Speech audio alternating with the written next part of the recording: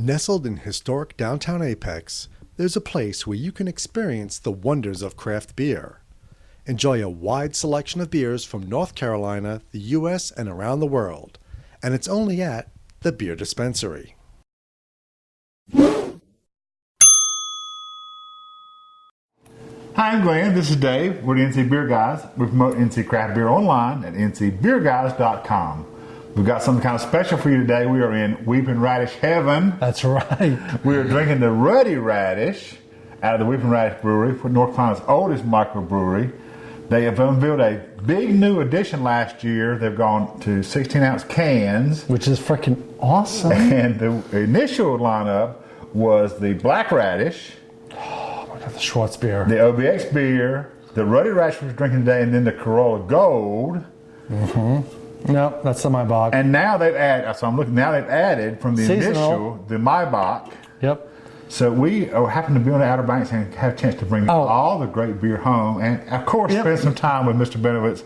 And that was just an excellent, for us, adventure. You know, it was just amazing. And we got great. all of this amazing beer. I hooked us up. That's right. So in production since 1986, the original Weeping Radish Brewery was located in Manteo on Roanoke Island. In 2006, they opened a new brewery in Jarvisburg, Grande, in Currituck County. Our beer list has expanded over the years to include the OBX Kolsch, the IPA 25, a Bitter Bee, the Weizen, the Ruby Radish, as well as our original Corolla Gold and Black Radish.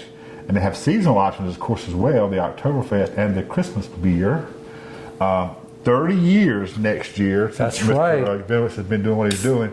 But 29 years ago, 30 years now, it was illegal for breweries to sell their own beer direct to consumers. They had to go through a distributor. So Uli came to open a brewery and didn't even know it was against the law to do what he's getting ready to do.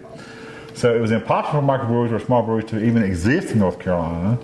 So in 1985, Mr. Uli Bennewitz went to the local senator, and together they passed a bill allowing microbreweries to sell their own beer on site. A year later, on July 4th, 1986, the Weeping Radish Brewery opened for business, and we have Mr. Bennewitz to thank for all the friggin' craft beer in North Carolina. Everybody should be thanking him. When you go to Weeping Radish, you should walk up to him and say, thank you, because without him, you wouldn't have all this and all those other beers. That's right. And they're doing great things, and of course now they've expanded since they're in Jarvisburg, or in Grande with the butcher shop. Oh yeah, the restaurant. A wonderful restaurant. Oh, and he's so much about local, farm, big time, farm to fresh. Yep. And the beer it's just, and now some of us recently have not seen as much Weeping Radish product as we were used to. He's no longer with the distributor. Right, so he's basically local only. He's pulled his stuff back. He's hyper-local, right, producing more than ever, but he's local. But he's local, so the Outer Banks area, that's the only place you will get this product, which means you have to go there. But what he insists on is, if it's out there for 3 hours, it's no longer fresh. That's right. You're going to get my beer fresh. That's the only way. He's all about some freshness. That's passion about giving you the best product available. Because with his reputation, his name, he could have put his beer all over the freaking state if he wanted to. Oh, yeah, absolutely. But he's doing what he feels is right for his product and for the craft beer drinkers and his environment. Mm-hmm. So when you're at the Outer Banks of summer, please make your way up the island. It's a little bit of a trek up the island from the major places. A smidge. It's so worth it for a beer drinker. Yes, to it's spend cool. some time in the Weeping Radish. Yep. If you happen to get to even say hello and thank you to Mr. Uli, you need to do that. So, but we're about the beer.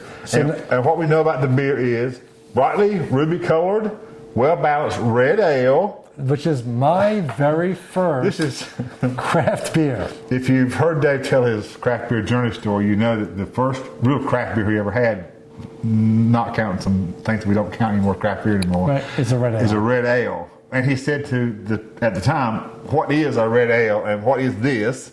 And we're now going to take it full circle and drink some more red ale, dry hopped with a strong malt character. That was back in the 90s. And he's dating himself now. He thinks he's a young man, but he's older than you think. I don't know. This kind of shows it off a little bit. You're aging fast in front of the camera. Strong malt character, dry hopped.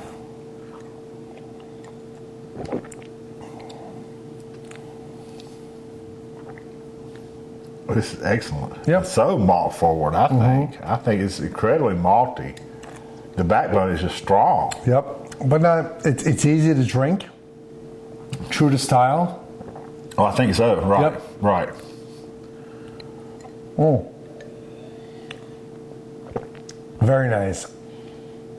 And a little I can bit, go nuts with this one. Seriously. and a little something else going on in the aroma and spice. I think this is just it's excellent. Yep. This is what I don't think we had this weekend, or we maybe We had a little bit. sample. A little bit. Right. Yep. But all the products are amazing, and it's worth the ride if you go to Outer Banks, just to take that little ride up the road to get to them. Go back kind of up the peninsula. Yeah, right. back it up, but it's worth it. And if you see these now canned products, Yep, because it was but you can get the larger swing top bottles. he fills those on And site, growlers. right? So you're all set. You hooked up with all this Weeping Radish good stuff. And what is better than going to the Outer Banks and parking your butt on the beach with a can? That's right. Of Legally. beer, legally, with a can of beer that was brewed like just a couple miles up the road. That's right. And it's fresh. It's as local as local can be. Mm-hmm. And in some ways, you owe it to this man to drink his beer. I mean, he is who beer is in North Carolina. He is North Carolina beer because he got it going. And not just because he makes great beer. I mean, he got the movement that's right, going. That's right. So Yep. we need to honor this guy. We're looking forward, time. of course, to drinking the rest of the cans we brought home. Each one. And we encourage you to drink the same. Yep. So we want to pay a little homage to Mr. Uli, and we'll be doing a big NC Beer Buzz in 2 parts. Yep. He was just so I couldn't stop talking to the man. Which was freaking awesome. And he gave us the whole story of his evolution, his Yep. philosophy, and he was so accommodating to us, and we were so honored to be there that I just couldn't cut it off. So it'll be 2 parts later this week, Yep. and you'll get to know Oh. Mr. Bennewitz. Okay. Weeks later after the beer? Yeah. Well, okay. Well, at some point, just At some common point, attraction. you will have it. You'll have it. Right. Okay. So this is David Grant, the NC Beer Guys, reminding you to drink local, particularly when you're Right out here. of Banks. Drink That's right. hyper-local. That's right. On Outer Banks, North Carolina. Drink some Weeping Radish product, particularly the Ruddy Radish. And until next time, this is David Grant reminding you to drink local and keep your beer dollars in North Carolina.